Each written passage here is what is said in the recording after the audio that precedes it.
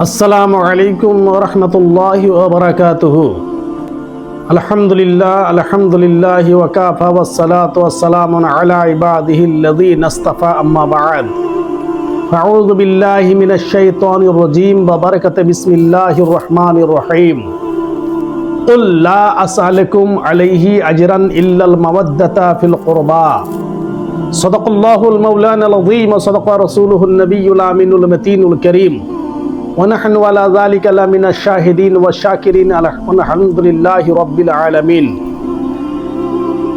প্রিয় হাজিরিন, সমস্ত তারিফ ও প্রশংসা মহান করুণাময় আল্লাহ তাবারক ওয়া তাআলার নিমিত্তে, যিনি ওয়াহদাহু লা শারীকা লাহ, যিনি অক্ষয় অব্যয় অনাদি অনন্ত নিরাকার নির্জন, যিনি অনাথের নাথ, অসহায় অনিসহায় বিপদগ্রস্তের ভক্তের সহায়ক, যিনি করুণার আধার, দয়ার ভান্ডার, সীমা লঙ্ঘনকারী, পাপিষ্টি নাশক, যাহার গুণে ও জ্ঞানে অপর্যাপ্ত লিপ্ত, তার প্রশংসার পরে পরে আপনার নবী, আমার নবী তথা সারা বিশ্বের নবী, কুল কায়নাতের নবী জনাবে আকায়ে নামদার, তাজদারে মদিনা, ফখরে মওজুদাত আহমদে মুজতবা মুহাম্মদ মুস্তাফা সাল্লাল্লাহু তাআলা আলাইহি ওয়াসাল্লামের উপরে অসংখ্য অগণিত দরুদ ও সালামের নজরানা বর্ষিত অর্পিত হোক। আল্লাহু আকবার। আজকের যে বিষয় আপনাদের সামনে কিছু আলোচনা রাখতে যাচ্ছি, যেটা আহলে বায়েত নিয়ে কিছু আলোচনা হবে। কোরআন এবং হাদিস থেকে আপনাদেরকে দলিল দিয়ে কিছু আপনাদের সামনে পেশ করতে চাইছি। আহলে বায়েত থেকে যারা অনেকে দূরে আছেন, যারা আহলে বায়েতকে অস্বীকার করেন, যারা আহলে বায়েতের বিরুদ্ধে কথাবার্তা বলেন, তাদের জন্য একটা মেসেজ আমি দিতে চাইছি, যে অবশ্যই এই মেসেজটা আপনি গ্রহণ করবেন ইনশাআল্লাহুল আজিজ। আমি মনে করি আল্লাহ তাবারক ওয়া তাআলার কালাম কুরআনুল মাজিদ और ফুরকানুল হামিদ আল্লাহ তাবারক ওয়া তাআলা ইরশাদ করেন, কুল লা আসআলুকুম আলাইহি আজরান ইল্লাল মাওয়াদ্দাতা ফিল কুরবা। আল্লাহ বলেন, ইয়ে বান্দা, তোমার নিকটে আমি কোনো কিছু উজরাত চাইছি না, কোনো বিনিময় চাইছি না। তোমাদের কাছে কি চাইছি? কেবলমাত্র আমার আহলে বায়েতের ভালোবাসা এবং মুহাব্বত। সুবহানাল্লাহ। আহলে বায়েতের মুহাব্বত এবং ভালোবাসা, এটাই আল্লাহ তাবারক ওয়া তাআলা চাইছেন আমাদের জন্য। আল্লাহ তাবারক ওয়া তাআলা কোনো জিনিস চান না। যাই কিছু করতে হয় সেটা আমাদের জন্য, আমাদের মঙ্গলের জন্যই করি আমরা। যদি কোনো বান্দা নামাজ আদায় করে, তাহলে সে নিজের পার্থিব জীবনের কল্যাণের জন্য নামাজ আদায় করবে। কোনো মানুষ হজ করলে পরে সে আল্লাহকে রাজি খুশি করার জন্য হজ করবে, নিজের কমসে কম নিজের ইবাদতের জন্য, নিজের কল্যাণের জন্য। যাকাত দিবে তো নিজের কল্যাণের জন্য।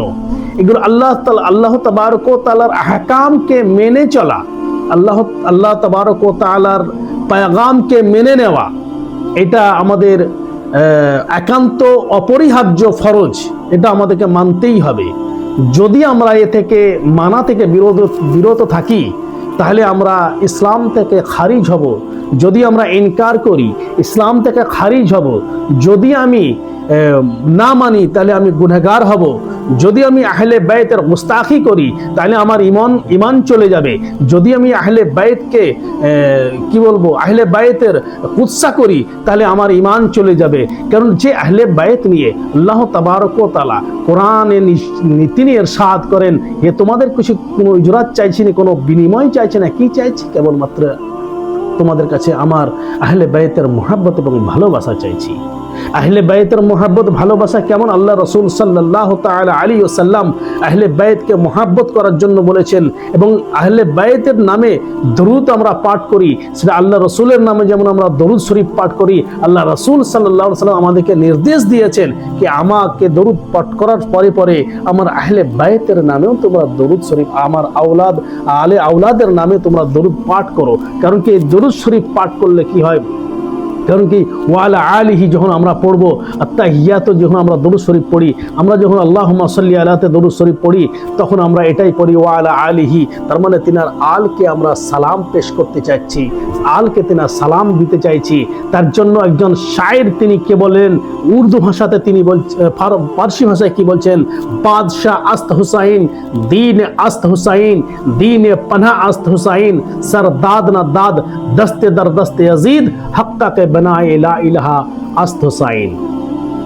বাদশাহ তিনি হচ্ছেন, হুসাইন হচ্ছেন তিনি বাদশাহ, আর তিনি দিনের বাদশাহ, তিনি হচ্ছেন দিনের বাদশাহ, আর দিনকে পানা দেনে वाला হচ্ছেন তিনি, আর দিনকে खड़ा करने वाला হচ্ছেন তিনি।